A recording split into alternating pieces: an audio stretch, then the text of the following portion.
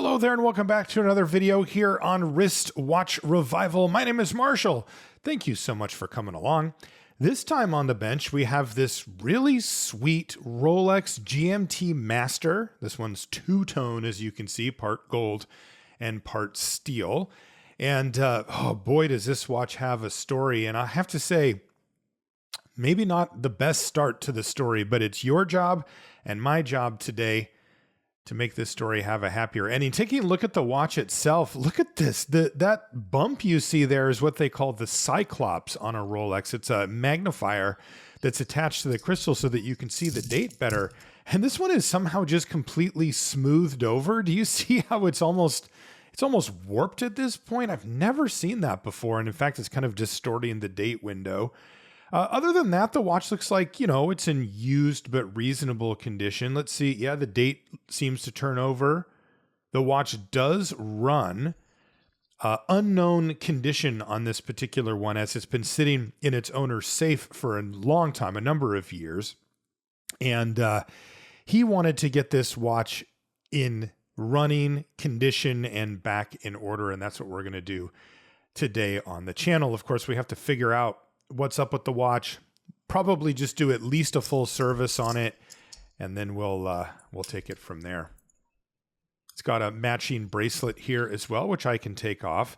These type of bracelets have holes on the end of the lug so that you can just use a pointer tool to remove them. They actually come off quite easily.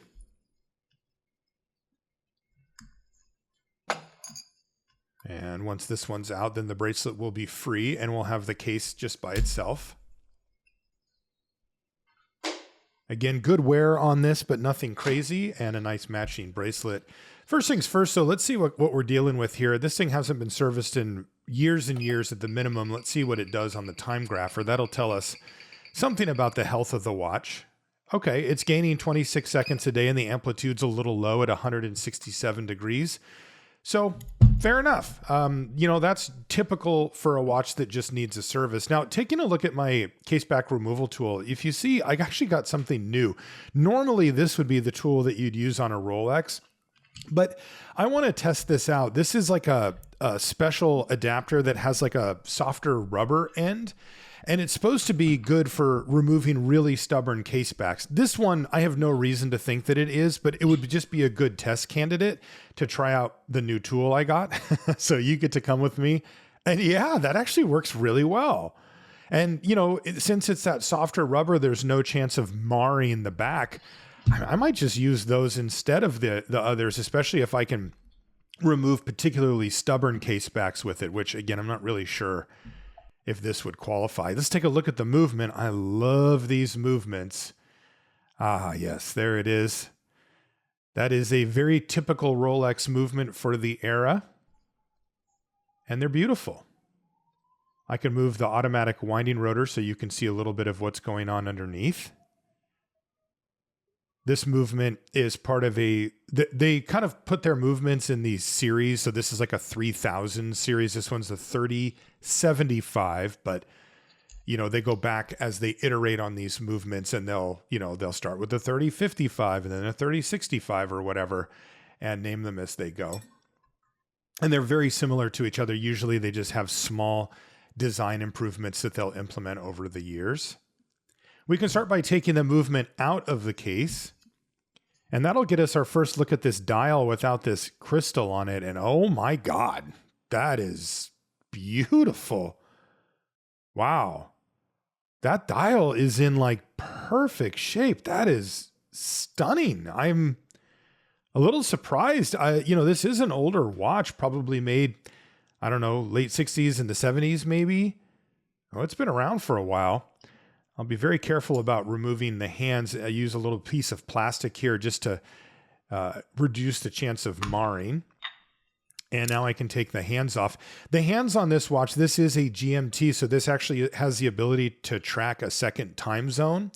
And that means that there's an extra hand that does that. So not just minutes, hours, and seconds, but that long hand with the arrow on the end of it is the GMT hand as well. So we need to take that off. These watches were originally designed for pilots. for people that had to travel multiple time zones and wanted to be able to track, say, what time it was at home at a glance.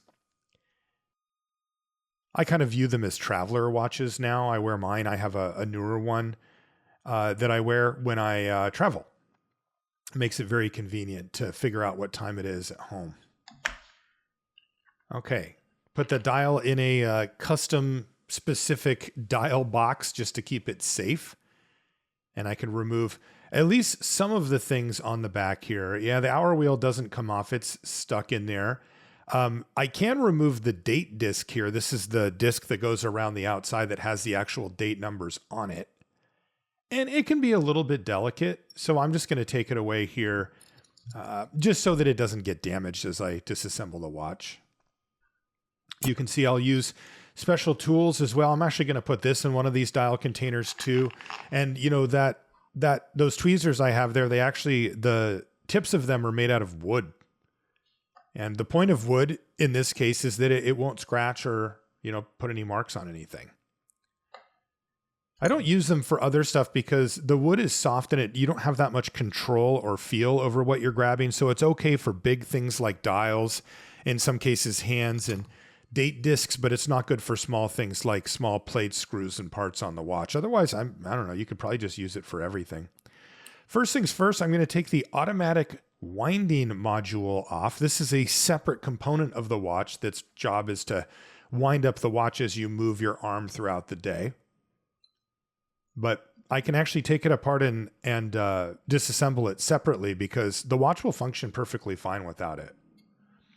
First thing to do, of course, is to let down the mainspring. So any wind that was left over in the mainspring, I'm going to let out and make sure that the balance can come to a complete stop. So that way I'm sure that there's no tension on any of the parts as I go to disassemble. Take off the balance itself first. The balance is actually made up of multiple parts. There's a balance bridge, there's a balance spring, and then there's the balance wheel. And if you add those all up, they call that a balance complete, I believe. This is an interesting little part on top of this calendar mechanism. You can see that it has these 3 lines on it, and that actually indicates that it's a reverse threaded screw. Anytime you see 3 lines on top of a screw, it's going to be reverse threaded. Not all reverse threaded has that, but anytime you do see that, it is going to be reverse threaded. This is actually a trick I learned a long time ago on my first Rolex that I worked on, actually here on the channel, which is to remove that little tiny donut jewel that goes on that calendar jumper, just because it's under pressure. And if it were to get loose, it will fly. And that's the last thing we need as we're just starting out our journey with this watch. Now I can flip the watch over and start disassembling the main parts of the watch. This is what they call the train of wheels. This is probably the part that you think of, that part underneath there. When you think of a watch, all the little gears meshing together. Can finish taking out the train of wheels here and continue with our disassembly. I mentioned the story of this watch earlier, and I can tell you about it. It's kind of sad, to be honest, but it can serve as a good warning. The owner of this watch, his name is Robb. He found the channel, and some of the watches that I was working on reminded him of a watch that his father had given him shortly before his father passed away. And his father had asked that Robb pass the watch down to Robb's son. But unfortunately, Robb's dad didn't live long enough to actually see Robb pass the watch down to his son. And after Robb found my channel and started thinking about the watch, he decided to pass the watch down to his son sooner than later. He wanted to see his son enjoy this and actually get it. So he decided to reach out to me. He Googled for my email address. He found one. This is your first warning. And he used it. He spent the next few weeks, as he put it, a puppet on a string. And this is where things get a little dark. He sent money via Apple Pay, PayPal, and even gift cards to the person on the other end of the email. And of course, it wasn't me. It was a scammer. And he blamed himself. Robb blamed himself for this. And, he sent over $2,000 to this person. And I felt I still feel horrible that this happened, because there are people out there like that will take advantage of people. And, you know, Robb's a kind, trusting person, and he got taken advantage of by this person who was posing as me. And I can't tell you how frustrating that is from my perspective. Robb eventually figured out what was going on and reached out to us over at sutcliffehansen.com. We have like a contact form there for our toolkits and stuff. And he got a hold of my friend and business partner, Alex. That's the Hansen of sutcliffehansen.com. And Alex confirmed to him that it was a scam. Of course, Alex passed that along to me. And I decided to work on Robb's watch, as he did get the watch. He never lost the watch itself. He just had sent money, online. So I reached out to Robb and told him that I would work on his watch for him and take care of it all. Because it's a cool watch. He seems like a really nice guy, and I felt terrible about what had happened to him. One of the ironic things also, and this just proves that you can never be too careful, is that the email address that he found, he actually found it on our website on sutcliffehansen.com. And that's because Alex had recognized that multiple people had emailed us and said, "Hey, is this actually Marshall?" And we had to say, "No, this isn't." And so he put it up as a warning on the site that said, if you are contacted from this email address, that is a scammer and you should avoid it at all costs. What happened with Robb is he Googled and found like the little, you know how sometimes Google will give you a quote from a website or a little truncated version?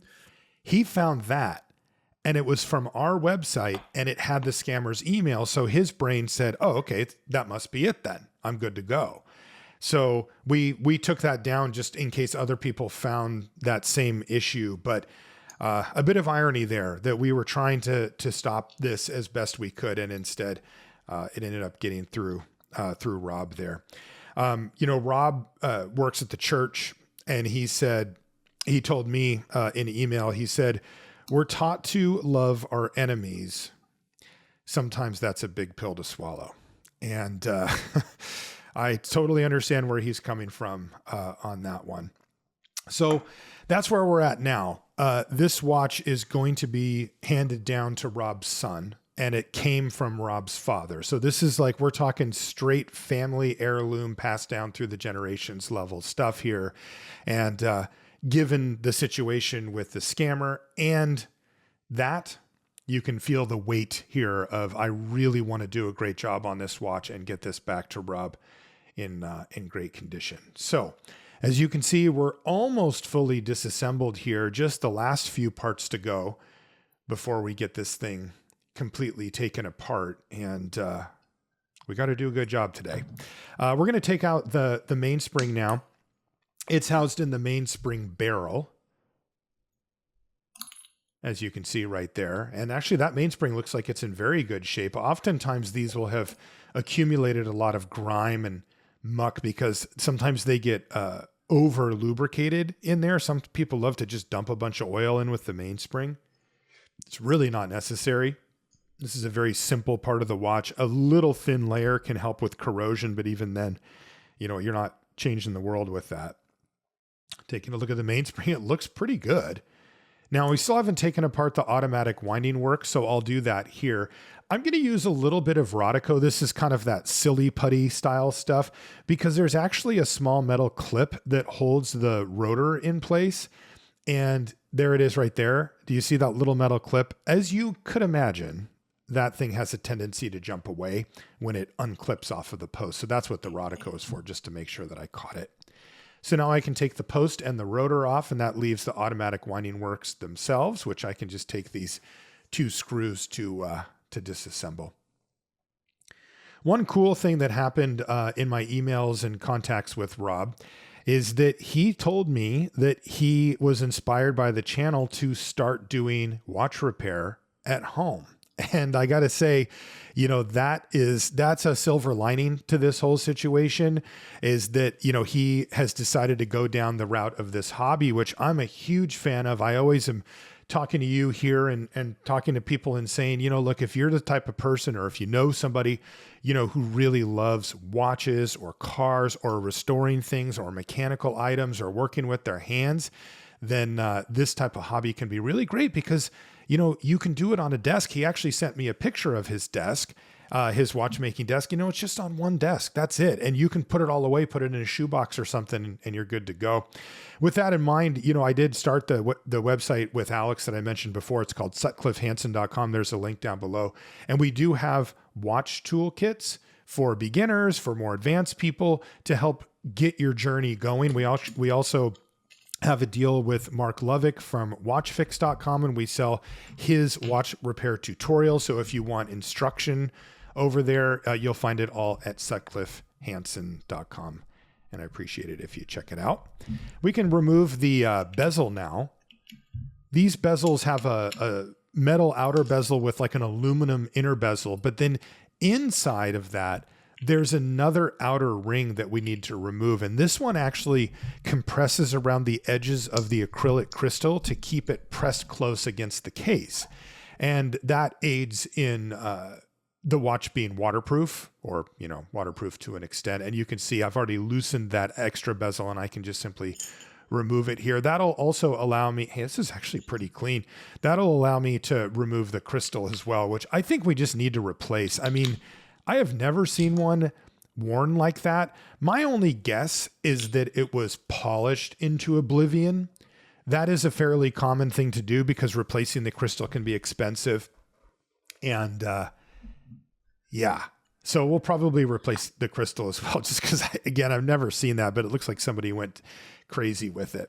Okay, now all the watch parts can go into the watch cleaning machine. This is an L&R Mastermatic. This is probably from the 1940s or so, and I found this one restored on eBay, cleaned it up a little bit more myself, and I've used it ever since. And it's a very handy thing to have as a watch repair. As those parts are being cleaned, I did want to say thank you to each and every person on my Patreon. It's patreon.com/wristwatchrevival. And it's just a way to support your favorite content creators, whether it's people that make podcasts or music or videos like mine. And if I'm one of those people, Patreon's a great way to support your favorite content creators. It's a consistent way, and you get some extra little perks as well. So thank you very much for doing that. Now, we still need to clean the rest of the case, and I'm not going to put that into the watch cleaning machine. I like to use the ultrasonic cleaner for that. A little bit of the cleaning solution that I use, it's called Liquinox. It was recommended to me by another YouTuber via one of his videos. His name's Alex. He does a channel called Watch Repair Tutorials, and they're kind of like a little more advanced for after you're into the hobby. But he found this stuff, Liquinox, that they use at hospitals and all that. And it's a concentrated sort of clinical detergent, basically. And it works really well. So that's the one that I've stuck with, and you don't need to put too much of it in because it is concentrated. So everything will go into the ultrasonic. The water is heated, and then the ultrasonic waves are pushed through it as well. And that does a really good job of cleaning dirt and grime and debris and all this little stuff that settles on these bigger parts particularly. You can also use ultrasonic cleaners to clean watch movements. It's a bit more involved. You have to use little jars because, you can't fill up the ultrasonic cleaner with things like isopropyl alcohol or other flammable substances, but you can put them in little tiny jars. And then if you put the jar into the water that the ultrasonic cleaner's in, the waves will actually go right through the jar and they'll clean the parts really, really well. In fact, we actually sell an ultrasonic cleaner on Sutcliffe Hansen for that reason. And you can still use it for the bracelet and stuff. Take a look at this. Oh my God. Yeah, it's a little intimidating to have this many parts on your bench, but I can't lie. It's so pretty. Rolex just knows how to hit that sweet spot without overdoing it. At the same time, it still looks very pleasing to the eye. Okay, we need to put the mainspring back in. And this is where I get to use, we'll call it an advanced tool. This is a mainspring winder. And this is one of my favorite tools to use. But they're quite expensive. A set like this, is usually somewhere in the $800 to $1,000 range. So this is, at least for me, when I was first learning to repair watches. This was my, okay, am I doing this or not moment? Because the other stuff I had bought, it's not cheap, right? Like, the toolkits we have on Sutcliffe Hansen, they're not cheap. But if you want quality tools and stuff that's going to allow you to actually enjoy the hobby and not have it screw up all the time or, break or anything like that, I understood it was going to be a bit. But come on, I'm about to spend $1,000 on this mainspring winder. Like, it doesn't do anything else like at all. Like, at least with screwdrivers, you can use them for a bunch of stuff. And I remember kind of holding my breath and diving in. And it served me really well, as somebody who's further down the line on this hobby. But, the truth is you don't need them to do this. You can definitely get away with just buying new mainsprings, which cost, $15 to $30 or something. And it's also not a bad idea to just to put a new mainspring in if you can find it. I kind of go back and forth depending on the project and honestly whether the mainspring's in good shape or not. And this mainspring's in excellent shape. I actually expect very good results from it. And you also get to do this part. Oh, now that's worth the price of admission there. Although I also you have to do it a bunch of times before you kind of get your money's worth out of it. But yeah, getting new mainsprings is totally reasonable. Wow, look at that.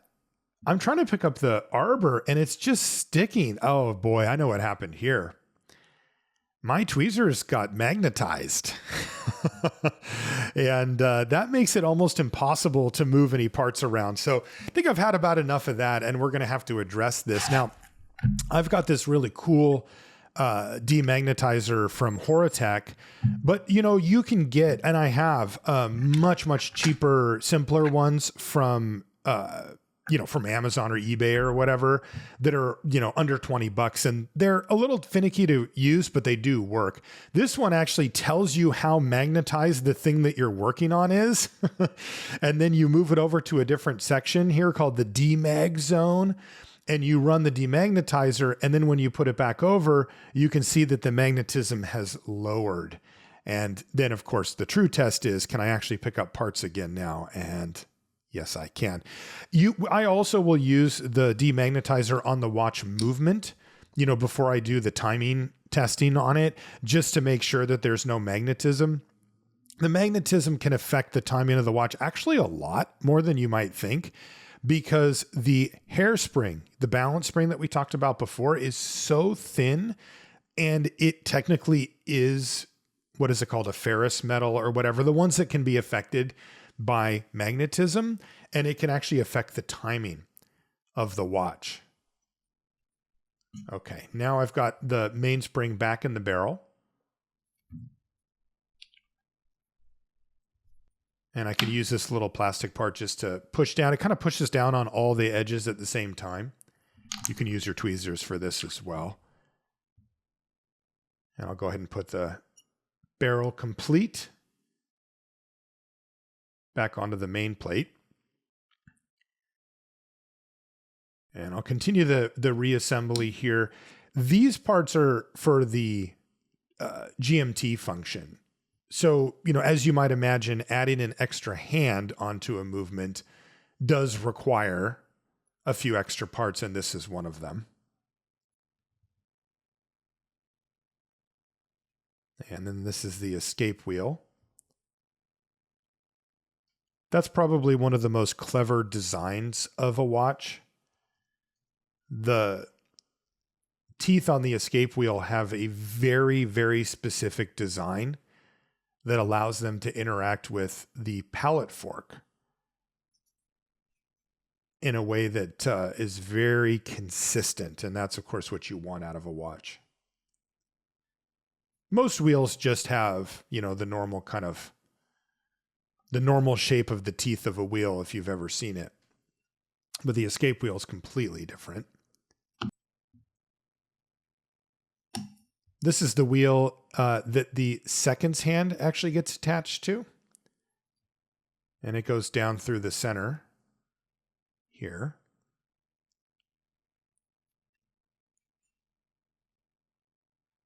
And where does this one go? Right there? Okay. Yeah, that makes sense. Right? No? Oh, I see. That's why it looked weird. I actually need to put this one in first, and then I can put back in the second hand pinion. It actually sits on top.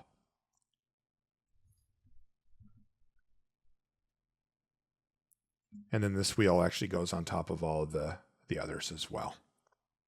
Yeah, it's always good to take your time during these portions. It would be basically impossible to put this bridge back on if they were in the wrong order. But, taking your time can actually save you time in the long run, especially, for people like me and maybe even you, if you start in on this hobby, I'm rarely working on the same movement, again. And if I am, it's usually weeks, months, or even years apart. This isn't really sitting very well. Okay, that's getting a little bit better. As you can see, there's 4 jewels on the top of this. Oh no. Yeah, the hand stuck to it. I need to restart here. And they all need to be lined up simultaneously in order for me to actually install that bridge. And that can be a little bit tricky. And what you want to try to do is get all of the wheels set perfectly well before you introduce the bridge, because once you start putting the bridge on top, you're kind of sliding it around. It'll touch the pivots. It'll knock things out of place. And so you kind of want them to be as close as you can be before you start doing that. Wow, this thing just does not want to sit correctly. What is going on here?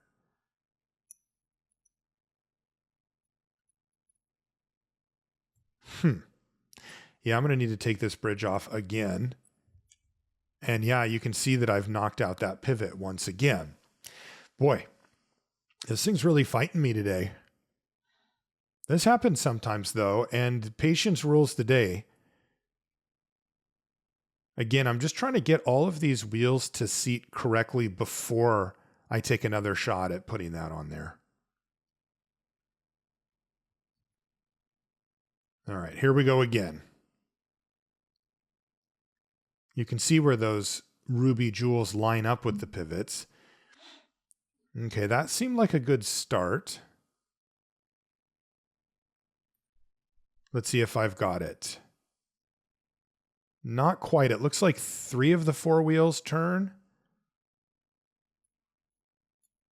Okay, that felt better. Okay, that looks pretty good, actually. That is what you want to see. And what I'll often do is use this pointer stick to stabilize the whole situation, right? I've got the bridge that goes over the top, and I'll use it to hold that down while I'm adjusting the pivots, and then also when I put the screws in. Now I can put on the barrel bridge much easier. This one only has 1 pivot / jewel to take care of, and that's the one that goes around the barrel itself. So it's huge and easy to see, and you can't really miss it. You can use a piece of pegwood instead of one of these clear sticks. I like to use these, honestly, so that you can see what's going on. Little bit of medium viscosity oil on the barrel there where it interacts with the bridge. It spins very slowly, but it is under a decent amount of torque, so a little bit of oil there goes a long way. Now I can put the click spring in place as long as it wants to cooperate. There we go. Again, the red oil is medium viscosity. It's a synthetic oil. It's called HP 1300. It's made by a company called Mobius. And all of the oils that I use regularly on these watches are made by that same company. They're from Switzerland, and they make what are considered the best in the business as far as these synthetic oils go. They're a huge improvement over the type of oils that were used not even that long ago.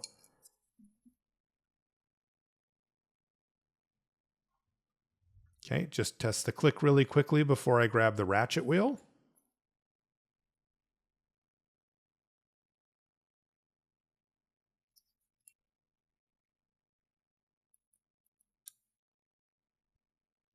Make sure that it's in place.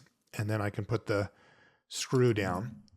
The ratchet wheel actually has a square opening at the top that goes over the top of the arbor, that little part that's inside the barrel. It actually attaches to the top of that. Okay, this is where the crown wheel goes. And again, just a little tiny bit of that medium viscosity oil, and then I can reinstall the crown wheel.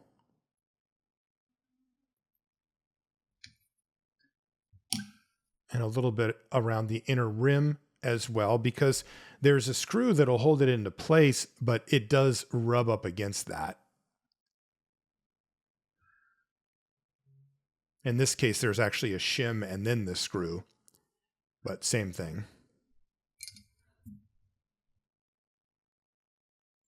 And again, you'll notice I'm turning the screw the wrong way, and you can see those 3 lines on the top of that screw indicating that it's reverse threaded.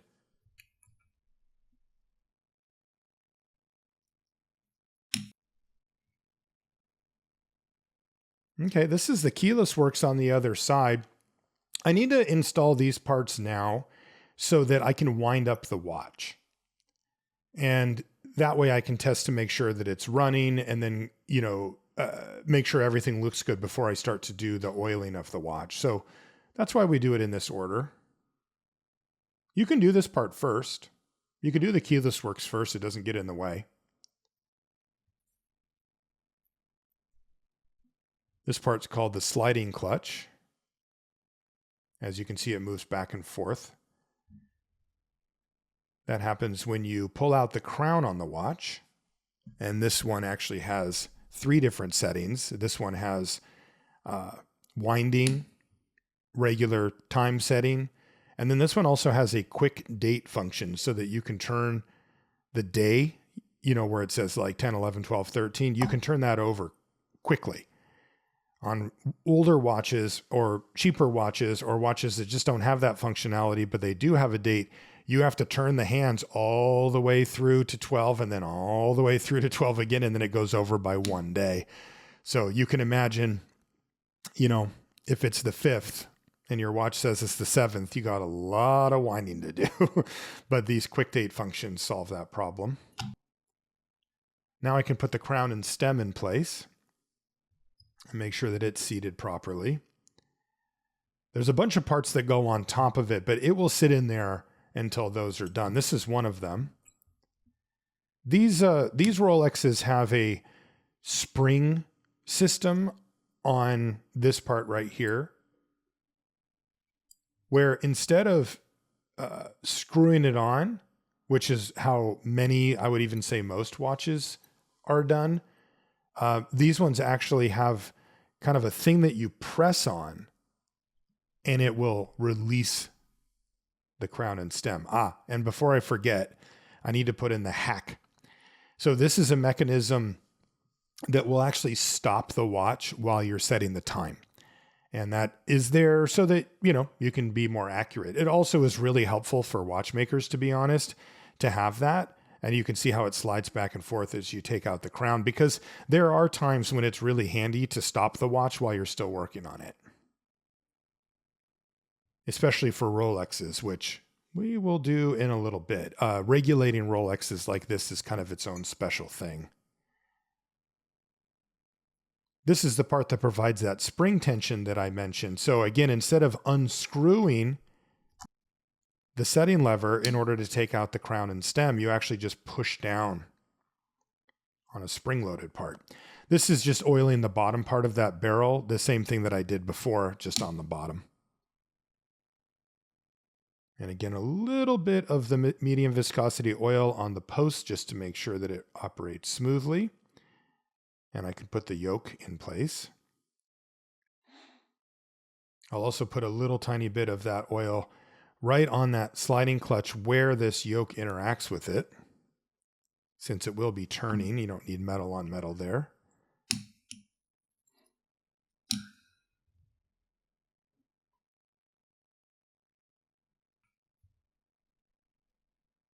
And just a little bit of oil where the hack touches that bar. I just want to make sure that there's no undue friction there, especially because the hack is so thin. It's a very thin piece of brass.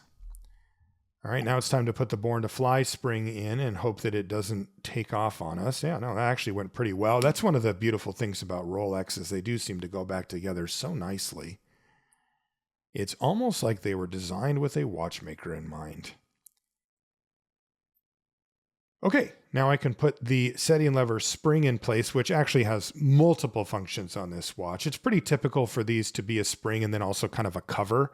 And this is that, but it's also even has more, as it has that little wheel that's part of the quick set date function. As you can see, I like to install these parts most of the way and then get them fully seated, and then I'll screw them down all the way. This blue grease is called Mobius 9501. It's kind of the heavy duty grease for a watch. And if you put a little bit too much on like I did there, you can use some Rodico to clean it up. Okay, this is the other wheel that's attached to that quick set date function that I mentioned. So we need to reinstall that, and a little bit of medium oil there where the screw lines up with it just to reduce that friction.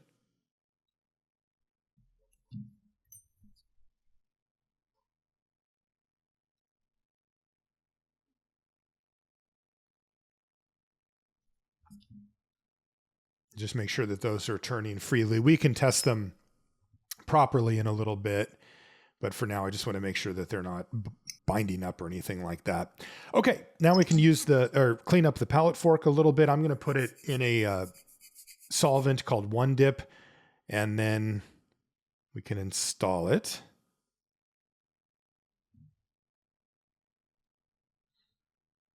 And this is the pallet fork bridge. This actually is also a dual purpose part. This one holds the pallet fork in place, and it also acts as the pallet fork pins. There's these two little indents that go on the side that the pallet fork actually hits up against. You can see them on the bottom left part of your screen. Now, on this part, I want to make sure that the pallet fork is properly aligned. There we go. See, that pivot needs to be in that jewel hole there. And until it is, we can't screw this down. And you can see where the pallet fork bumps up against those indentations there. That's actually what just hold it back. Typically on a Swiss watch, there'll be two little posts that stick up that do that, but not on a Rolex. All right, let's put the balance in and see if this thing will go. Yeah, I guess it is going. Okay, sweet. So that's really nice to see. As you can see, it goes back and forth pretty fast on a watch like this. In fact, let's take a look at it under the microscope as we can start to do the oiling. So this is Mobius 9010. So this oil is actually the thinnest viscosity oil that we use. And as you can see, you don't want to use too much of it. I think that, some people think that there's that little indentation for the oil, and they feel that they need to fill that up with oil, but that's actually much too much to use. And using less is a little better there. Okay, now we can again continue oiling here by taking off the shock setting on this watch. That's two parts as you take it off. One of them is a cap jewel, which is curved on the top and flat on the bottom. And that's why I need to clean it. The flat part on the bottom is where the oil is actually held. And if it's perfectly flat and clean, that oil will stay put and do its job. But if it's dirty, it gets kind of moved around and it won't perform nearly as well. This part is tricky though. I have to put a little droplet of oil right in the center of that. And if you look closely, you can see that droplet of oil there. Now I can move this part, which is the lower cap setting. And I missed. And then the cap jewel jumped up and it stuck to the tweezers, and that means I get to start over again. So once again, a small droplet right in the center. And now I can put this setting back on again, and this time not screw it up. Yeah, not screw it up. Good job, me. And now I can put that whole thing back into the watch. So that'll sit right above that pivot. And then I can simply close up the shock protection system here. That's that very thin brass spring that you see there. And the watch will hopefully run super well after that. Now this watch has got a little extra going on. It has a shock protected escape wheel as well. So if the watch gets dropped, sometimes the escape wheel can break. The balance is much, much more likely. So you see it has a simplified version here. It just has a shock spring with the cap jewel sitting on top, but the rest doesn't come out. So I'm going to do the same procedure as far as this goes, except for it gets a little bit trickier. So first, put it in the solvent, clean it, make sure that the surface is perfectly flat and clean. Then I can put a droplet of oil. But with the other one, I actually reassembled the whole thing and then installed that back into the watch. With this one, I have to do it with the oil sitting on the bottom. And that means I can't really have it touch anything until it lands right there. So that was actually a pretty good shot. And you can see the oil suspended above the pivot there if you look closely. And then I can just simply reinstall the shock part of the setting.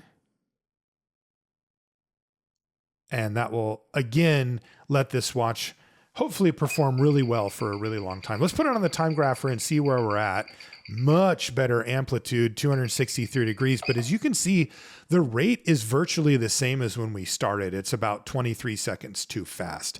So if I hack the watch, meaning pull out the crown to stop it, I can show you how we do this on the Rolex like this. Do you see this interesting little screw on the inside of the balance? It's got kind of a weird shape to it. Do you see it right there? That one. It has this kind of star shape to it. And these are actually weights. And they're designed to be screwed in or out to adjust the speed of that wheel going back and forth. And the tool that we use to do that is this thing. If you look at the top of it, you see how it has these little markers where that blue thing is kind of floating. That will tell us how many increments, let's say, that we have turned this tool. And then I'll use these special tweezers that are bent down to kind of stabilize the wheel. And what I can do is I can use this tool, watch, to either screw in or out these screws. And there's two screws parallel to each other on 4 spots. So there's 4 screws total. And the bigger ones, they weigh more and they have a bigger impact on the timing of the watch. You can see how it kind of grabs on there. And then if you look at the very top of the tool, 3, 4, 5, 6, and maybe 7 there, increments that I've turned over. The bigger ones will change the timing in bigger increments than the smaller, as you might imagine. So now I can once again continue with some fine tuning here. And then all I have to do is move the entire balance wheel over to the opposite side, because anytime that you make a change to one side, you need to do the exact same change to the other side as well. So that's why you can kind of mark it out with those markers on the top and then try to get as close as you can to having done the exact same thing on the other side. So again, 3, 4, 5, I probably did about 10 increments there. And these are 2-second screws and the smaller ones are 1 second. So my thought process here is I'll try to get the 20 seconds out of here first, because remember it was about 23 seconds fast. So what I'm doing is I'm actually moving these screws out further towards the edges of that rim. And so let's see what we got after doing that. Hey, funny enough, that's exactly what I expected. Plus 3 seconds, because I tried to do 10 increments of 2. So that would make it 20 seconds slower. And now I can go to these smaller 1-second screws, and I'm going to try to do 3 increments to see how close I can get it to 0. Again, one of the ways that you can envision how this works, in case it's a little confusing, is if you imagine a figure skater and they're spinning around and their arms are out, they move relatively slowly. And as they bring their arms in, they move faster and faster and faster and faster. And it's the same principle at play here with this balance wheel. If I want to slow down the movement, I actually move these screws outwards. And that's what I'm doing here. And again, I'm trying, it's a very touchy thing, but I'm trying to go about 3 increments here. And then there we go. And then now let's put it back on the time grapher and see how it came out. Wow. Okay. Well, that worked perfectly somehow. It turns out this system's actually pretty good for adjusting. Now, the only other thing I need to do is just adjust this arm until I get the beat error where I want it, which is as close to 0 as I can get. And that's just a matter of pushing it back and forth. So let's see how close it gets after making that adjustment. 0 seconds a day, 0 milliseconds of beat error, and 270 degrees of amplitude. Yeah, I would say that's pretty good. I mean, I'm telling you, this watch has been sitting in a safe forever, but that's not always a bad thing. This thing is running incredibly well. Wow. And it should serve Robb and his son for years to come. That's really awesome. Now we can go ahead and put back together the automatic winding works.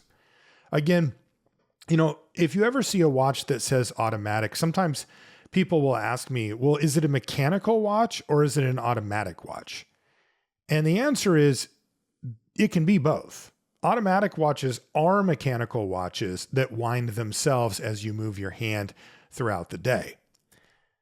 Quartz watches or electric watches, those are the ones that take a battery and don't have any of these parts inside. They're non-mechanical. They have of course, a couple of mechanical parts to move the hands around and stuff. But, for the most part, those are electronic style watches.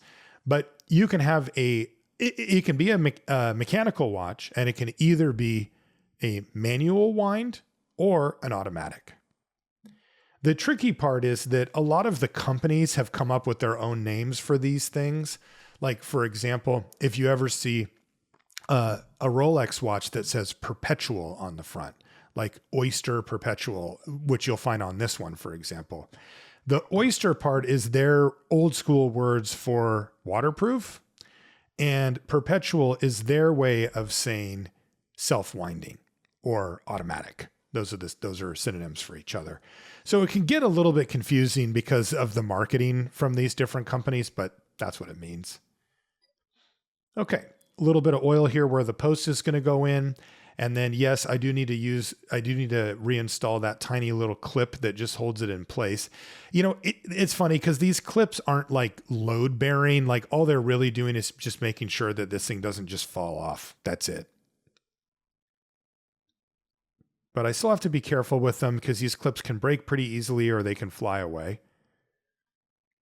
You can see there's this little pinion that goes on the bottom. And we'll set that aside for now because we won't actually install the automatic works for a little bit. Turning the watch over, though, I do need to get this calendar back in place. So I can start with this donut jewel that I mentioned before.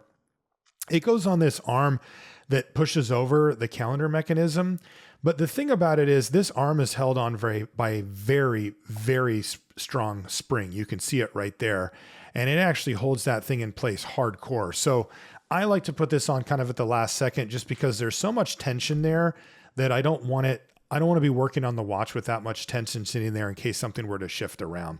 Again, I can move this spring out of the way and hold it with a pointer stick, and then I can put this wheel in place that actually knocks the calendar over. And then I can gently let go of the part that pushes on that wheel. There's kind of a cam on the other underside of that wheel that holds it in place. This is that weird screw again, the one that is reverse threaded, but also kind of has this hole in the middle of it. I'm using a regular screwdriver for this, but it does get interesting because as you screw it down, there's like a hole in the middle, and it's right where the screwdriver would go. Might make a special tool for that. This is kind of annoying. After taking all that time and being really careful and putting that in, I didn't realize that this hour wheel actually has to go in first. So, so I get to redo this part again, but that's not the end of the world. It happens. It can be a little frustrating. I find that, if I ever am getting frustrated at a watch or if I feel like my patience is wearing thin, that's a good time just to take a short break. Just a quick walk around the block. have a quick snack, grab something to drink. Like, it can really help.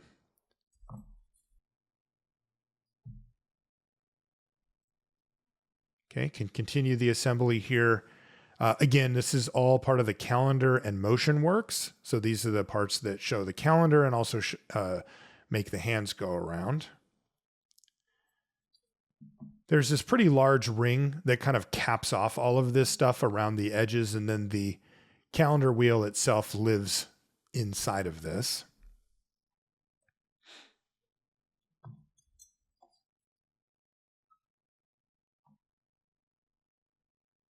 Okay.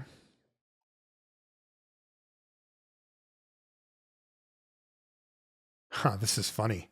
So turning the watch back over, I realized that I forgot to put in a part. When I put this crown wheel on, there's actually this kind of shim spring that sits underneath it, and I just didn't put it in. That isn't a normal part. Most watches don't have that. And I think I assumed it was for part of the calendar works when I saw it in my tray. But after having looked at it for a minute, I'm like, wait a minute, that actually goes on the other side. And so I'm going to take care of that right now, just so that I don't forget, or, to cover myself, basically. Again, I've said it before, but 3 lines on top of the screw. What does that mean? That's right. You go lefty-loosey to screw it down. Okay. But now that I remembered and took care of that, we can go back to the calendar. And this is kind of the jumper spring for the calendar. It keeps it in the same place and lets it click over. So we'll put that in before we put the calendar wheel or ring itself in, which can go in now. It sits under a couple of little jeweled holders around the edge, but ultimately I just need to move that jumper out of the way until it interacts with the teeth on the inside, and then that will hold the calendar in place like that. And then there's one other little turn bar here that will keep the calendar in. And let's just make sure that I can wind this or set the time and then it'll click over at some point. Boom, just like that. That is exactly what I want to see. And that means that I can put this absolutely lovely dial on. This is really the star of the show for me. It's beautiful. There's screws that hold it in place. They kind of aren't the normal ones. They go in from the side. And once again, I can now get the calendar on any watch that has a calendar on it. The time at which the calendar turns from one day to the next matters, right? I mean, it makes sense when you think about it. And you'd ideally have it do it when the day turns over, which is at midnight. So what I'll do is I'll get the calendar so that it just switched over, and then I'll put the hands on as if it were midnight. And theoretically, that'll get you as close as possible. The mechanisms on these, especially these older ones, it is difficult to get it perfect. It's also not insanely necessary, right, for perfection on that. But I do like to get it close so that, it's functionally as good as it can be. Now I can put on the 24-hour hand, the hour hand itself, and now the minute hand. And again, I'm setting these all for midnight. I like to use this hand press tool to align everything with the hands. And the last hand to go on is the seconds hand. And this one needs a very gentle push. And now I can push the crown back in to release the hack, and the watch will start up again. I'm going to use just a little bit of Rodico here just to gently take any debris that may be on these hands. I don't need to get in there and start polishing or doing anything crazy. All right, this crystal, again, my only assumption is that it had been polished into oblivion, so I got a new crystal for it. That's what that is actually supposed to look like, hilariously. That other one, I've never seen one worn down on that level. And what we'll do is we have to install this crystal. This part's actually fairly simple. You just put it around this edge that is on the case itself where the crystal actually sits. You just have to align that window. And now I can put on this ring that I took off before, if you remember. And I have to use a press to do this, but what this will do is it'll squeeze the edges of that crystal down, and that'll give us the best chance to maintain water tightness. And you can see how this works. There we go. And there we go. Brand new crystal installed, just like that. Now, these bezels on these 24-hour style bezels, these ones are different than the ones that come on a dive watch. And they actually usually can turn either direction, and they're usually not ratcheted. And this one is that way. It's not ratcheted. It doesn't have the clicker in there, and it can turn either direction. You know, dive watches are meant to only turn one direction so that you can't actually accidentally knock it and then assume that you have more air than you have. It only goes one way. But these bidirectional bezels, now they can go back and forth. And that's it. You can just click it on by hand. That stuff I was putting on there was silicone grease, and it just helps smooth things out. Now, a new back gasket for it is necessary as well. So I'll, again, put a little bit of silicone grease on that before installing it into the case.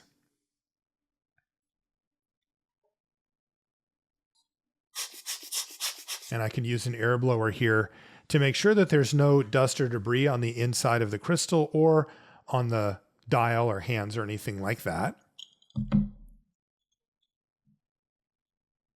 In order to put the movement and everything back into the watch, I'll put it in and then flip it upside down. And then as you can see, I can have the movement kind of fall into place here. And then these little screws are along the outside, they actually unscrew to seat themselves. Before I do that though, I'll go ahead and put the crown and stem in.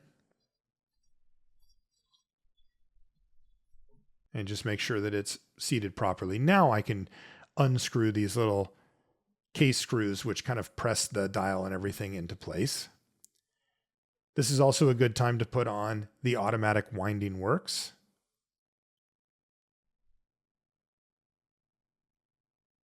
I can give it a quick turn here just to make sure that the gears are engaged with each other. And then it's just held on by a few screws.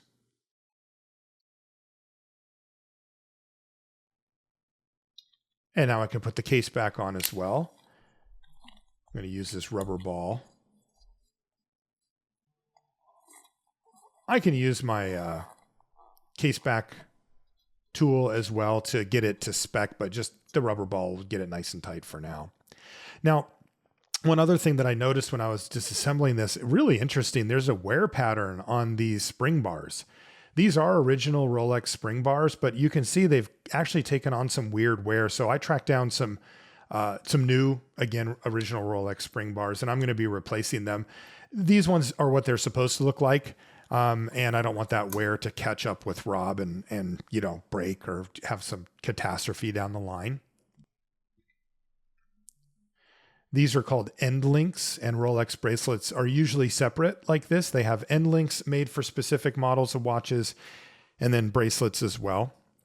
Sometimes finding the end links is actually harder than finding the bracelet. All right, now I can just simply install this bracelet with the new spring bars, and I think we're just about finished with this thing. Let's see how it looks when it's done. Oh, it looks beautiful. Lovely GMT master here. Though, now that I pick it up and get it in my hands, I'm giving it some tests, and I'm realizing that something is really bothering me. The manual winding on it feels very rough, like way rougher than it should feel. And while this, I mean, you don't technically need to manually wind this watch ever, it's really kind of bothering me. So I think we should probably dive back in, unfortunately, take this thing apart and see what's going on with it, because it feels way too rough. I can feel it right here too. Again, this is an automatic watch. You don't really ever need to manually wind it, but it doesn't feel right. And you can see the power goes from here to this gear, and then to this wheel here. And so if I wind the watch on its own, without using that, I don't feel anything. It feels perfectly smooth. So it has to be between the crown wheel or one of these two intermediate wheels that the issue is. So I'm going to start by taking off this little plate that covers them. And let's take a look and see if we can't see anything visually. That goes away. No, that looks okay. You can see how these work.